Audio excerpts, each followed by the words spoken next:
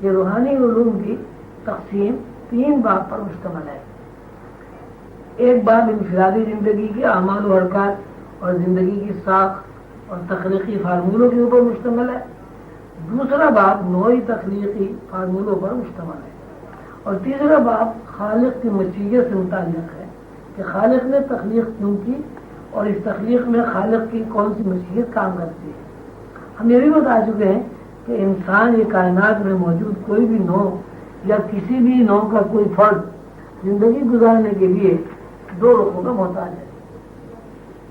ایک رخ کو ہم بیداری کا نام دیتے ہیں اور دوسرے رخ کا نام خواب لیا جاتا ہے۔ بیداری اور خواب دونوں رخوں کا تذکرہ قرآن پاک میں لیل اور نہار کے نام سے کیا گیا ہے۔ قرآن پاک کی ان آیات کا جب تجزیہ کیا جائے یا ان میں تفکر کیا جائے جن میں لیل و نہار کا تذکرہ ہے، تو یہ بات واضح طور پر سامنے آ جاتی ہے کہ حواس ایک ہیں، حواس میں رد و بدل ہوتا رہتا ہے۔ یہی حواس جب رات کے پیٹرن میں داخل ہوتے ہیں تو خواب بن جاتے ہیں، اور یہی حواس دن کے پیٹرن میں داخل ہوتے ہیں تو بیداری بن جاتے ہیں۔ بیداری میں ٹائم اور اسپیس ہمارے اوپر مسلط ہے، اور خواب میں ہم ٹائم اسپیس کی طرف سے آزاد ہیں۔ اللہ تعالیٰ فرماتے ہیں ہم رات کو دن میں داخل کر دیتے ہیں اور رات کو دن میں سے نکال لیتے ہیں، اور یہ بھی اشارہ ہے کہ ہم رات کو دن پر سے ادھیڑ لیتے ہیں اور دن کو رات پر سے ادھیڑ لیتے ہیں۔ مقصد یہ ہے کہ انسان جو فضا ہے خواب کے علاوہ کچھ نہیں ہے، رات اور دن میں رد و بدل ہوتا رہتا ہے۔ مقصد یہ ہے کہ انسان جو فی الواقع حواس کے علاوہ کچھ نہیں ہے، رات اور دن میں رد و بدل ہوتا رہتا ہے۔ دن میں داخل ہوتا ہے تو حواس پابند ہو جاتے ہیں، اور رات میں داخل ہوتا ہے تو حواس کے اوپر سے پابندی کی گرفت ٹوٹ جاتی ہے۔ ہم جب ان میں غیب یا غیب کی دنیا کا تذکرہ کرتے ہیں، دراصل رات کے حواس کا تذکرہ کرتے ہیں۔ اللہ تعالیٰ نے جہاں موسیٰ کو تورات عطا کرنے کا تذکرہ فرمایا ہے، وہاں ارشاد ہے ہم نے موسیٰ سے 30 راتوں کا وعدہ کیا اور 40 راتوں میں پورا کیا۔ بہت طرح بات یہ ہے کہ موسیٰ کوہ طور پر 40 دن اور 40 راتیں مقیم ہے۔ ایسا نہیں ہوا کہ رات کو کوہ طور پر چلے جاتے ہوں اور دن کو نیچے آ جاتے ہوں۔ منشا یہ ہے کہ موسیٰ علیہ السلام 40 دن اور 40 راتوں میں رات کی آواز موسیٰ علیہ السلام پر 40 دن اور 40 راتوں میں رات کی آواز غالب رہے، اور نتیجے میں غیبی دستاویز عطا کرتی ہے۔ اسی طرح جب سیدنا حضور علیہ السلام کی معراج کا ذکر آتا ہے تو وہاں بھی رات کا تذکرہ ہے۔ پاک ہے وہ ذات جو لے گئی اپنے بندے کو راتوں رات مسجد حرام سے مسجد اقصی تک۔ مطلب وہی ہے کہ سیدنا حضور علیہ السلام کے اوپر غیب کی دنیا کا انکشاف ہوا اور اللہ تعالیٰ نے اپنی قربت عطا فرمائی، تو وہ بھی رات کی آواز تھی۔ حواس کی اس مختصر تشریح کے بعد اب ہم مراقبے کا مفہوم بیان کرتے ہیں۔ مراقبہ دراصل ایک ایسے عمل کا نام ہے جس عمل میں ذہنی یکسوئی اس حد تک ہو جاتی ہے کہ آدمی کی حواس بیداری سے خواب کی زندگی میں منتقل ہو جاتے ہیں، یعنی کوئی انسان شعور سے لاشعور میں داخل ہو جاتا ہے۔ اگر سے اب تک جو کچھ ہونے والا ہے، جو کچھ ہو چکا ہے، وہ سب کا سب جو ہے وہ اس پر نقش ہے۔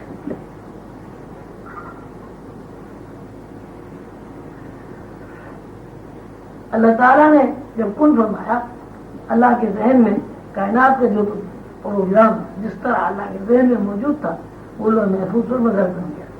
کائنات میں اگر سے اب تک جو کچھ ہوگا یا ہو رہا ہے وہ سب دراصل لوگ محفوظ کے نقوش ہیں، جو ایک ضابطے ایک قانون کے تحت ہر آنکھ اور ہر لمحہ مظہر بن رہے ہیں۔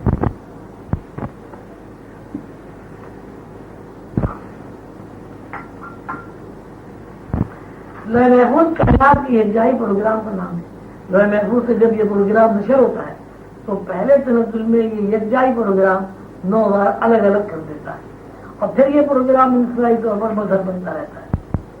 یہ بات پچھلے اسباق میں بتائی جا چکی ہے کہ جس طرح کسی بھی چیز کی کوئی نہ کوئی بنیاد ہوتی ہے ہونی چاہیے، وہ مکان ہو، میز ہو، درخت ہو، نباتات سے تعلق رکھتا ہو، حیوانات سے تعلق رکھتا ہو، ہر چیز کسی نہ کسی بنیاد پر قائم ہے، جس کو ہم ظاہر آواز میں دیکھ بھی سکتے ہیں اور محسوس بھی کر سکتے ہیں۔ اور یہ کرام نے روح کی بنیاد 3 رخوں پر قائم کی ہے، اور اللہ تعالیٰ کے ارشاد کے مطابق وَمِن كُلِّ شَيْءٍ خَلَقْنَا زَوْجَيْنِ اثْنَيْنِ، ہر رخ کو 2 رخ پر تقسیم کیا ہے۔ اس طرح انسان اور اس کی روح 6 رخوں، یہ 6 نقطوں، یہ 6 جنریٹوں پر قائم ہے۔ 2 نقطوں، یہ 2 دائروں کا نام تصور کی اصطلاح میں ثابتہ ہے، 2 جنریٹوں کا نام تصور کی اصطلاح میں عیان ہے، مزید 2 دائروں کا نام تصور کی اصطلاح میں جبریہ ہے۔ اگر ہم ازل سے ابد تک کے تمام واقعات اور اجتماعی پروگرام کو روحانی آنکھ سے مشاہدہ کرنا چاہیں تو وہ پروگرام ہر آدمی کے ساتھ میں نقش ہے۔ ثابتہ کو لوہے محفوظ بھی کہا جاتا ہے۔ اگر ہم کسی ایک فرد واحد کی حیات کا مکمل پروگرام مطالعہ کرنا چاہیں تو ہم روحانی آنکھ سے اس کا مشاہدہ آیان میں کر سکتے ہیں۔ آیان کو روح انسانی بھی کہا جاتا ہے۔ اگر فرد کے اپنے بارے میں زندگی کے متعلق، زندگی سے مراد عالم محسوس سے پیدا ہونے کے بعد حشر و نشر کی زندگی ہے کا مطالعہ کرنا چاہیں تو ہم روحانی آنکھ سے جویہ میں اس کا مطالعہ کر سکتے ہیں۔ جویہ کو روح حیوانی بھی کہا جاتا ہے۔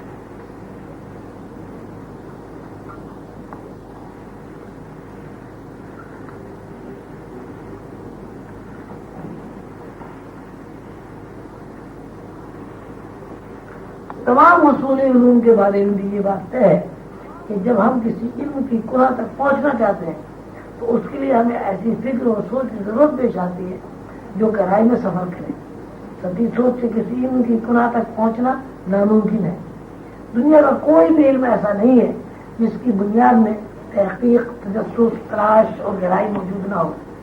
جیسے جیسے ہم کسی علم کے اندر تفکر کرتے ہیں، اسی مناسبت سے اس علم میں ہمیں نئے نئے نقطے نظر آتے ہیں، اور جب ہم ان نقاط پر اور زیادہ گہری نظر سے تفکر کرتے ہیں تو علم کی بے شمار شاخیں بن جاتی ہیں، اور یہ بے شمار شاخیں دراصل کسی علم کی اہمیت کو اور کسی علم کے مقتدر ہونے کو ظاہر کرتی ہے۔ علم کوئی بھی ہو، فلسفہ ہو، منطق ہو، علم کلام ہو، سب کی طرف سے مشترک ہے۔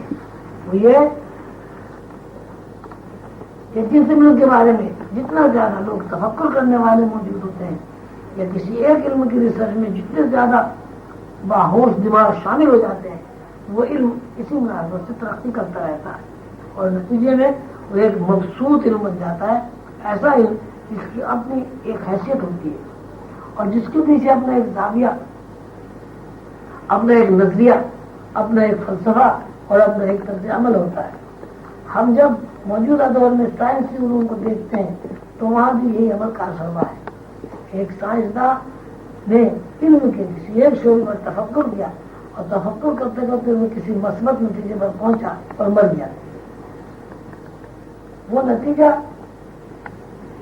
رہنمائی تو کرتا تھا لیکن ابھی اس کی علمی حیثیت قائم نہیں ہوتی۔ دوسرے آدمی نے یا دوسرے طالب علم نے یا دوسرے سائنسداں نے اس علم کو آگے بڑھایا اور نتیجے میں کچھ روشن پہلو اور نمایاں ہو گئے۔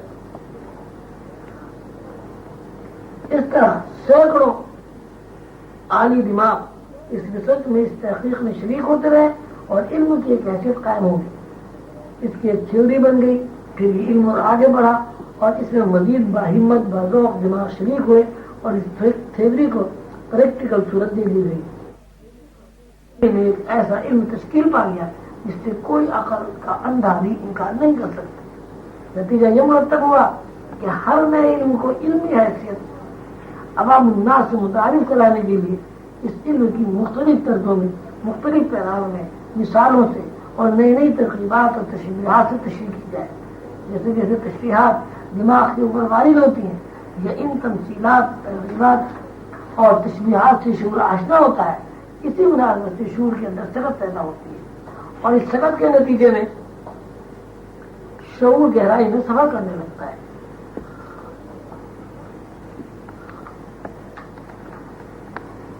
حضور قلندر بابا اولیاء رحمۃ اللہ علیہ کے تمام شاگرد یہ بات اچھی طرح جانتے ہیں کہ شعور کی گہرائی کا دوسرا نام لاشعور ہے، یعنی کسی سالک کو جب شعور کی گہرائی میں داخل کر دیا جاتا ہے تو دراصل وہ لاشعور کے دروازے پر جا کھڑا ہوتا ہے۔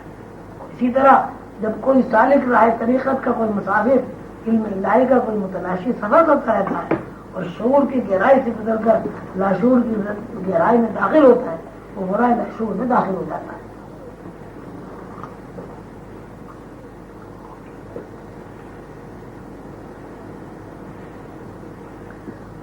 مرائے لاشعوری ایسا علم ہے کہ جہاں انسان کے اوپر اللہ تعالیٰ کی تجلی کا عکس منتقل ہوتا ہے اور وہ جان لیتا ہے کہ اللہ تعالیٰ کیا ہے. تخلیق کائنات میں اللہ تعالیٰ کی کون کون سی مصلحتیں اور رموز چھپے ہوئے ہیں.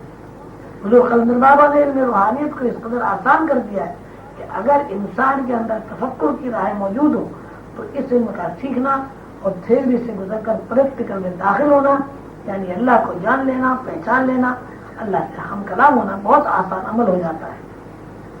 حضور قلندر بابا فرماتے ہیں علم روحانیت در اصل 3 فرق ہے.